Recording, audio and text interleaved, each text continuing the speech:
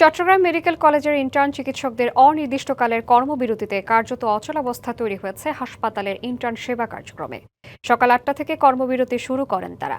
এদিকে আন্দোলনে একাত্মতা প্রকাশ করে বেলা ১১টা থেকে ক্লাস ও পরীক্ষা বর্জন করেছে মেডিকেল কলেজের শিক্ষার্থীরাও। পরে মেডিকেল কলেজের সামনে মানববন্ধন ও বিক্ষোভ করেন তারা। এতে ২৯০ জন ইন্টার্ন চিকিৎসক এবং বিপুল সংখ্যক শিক্ষার্থী অংশ নেন। কর্মসূচি থেকে স্বাস্থ্য সুরক্ষা আইন প্রণয়ন, বিসিএস পরীক্ষায় অংশগ্রহণের বয়সসীমা ৩৪ বছরে উন্নীত করা সহ ৬ দফা দাবি বাস্তবায়নের আহ্বান জানান আন্দোলনকারীরা। দাবি আদায় না হওয়া পর্যন্ত কর্মসূচি চালিয়ে যাওয়ার ঘোষণা দিয়েছেন তারা। একই দাবিতে কক্সবাজারেও কর্মবিরতি ও মানববন্ধন করেছেন ইন্টার্ন চিকিৎসকরা। এতে জেলা সদর হাসপাতালে চিকিৎসা নিতে আসা রোগীরা পড়েন দুর্ভোগে।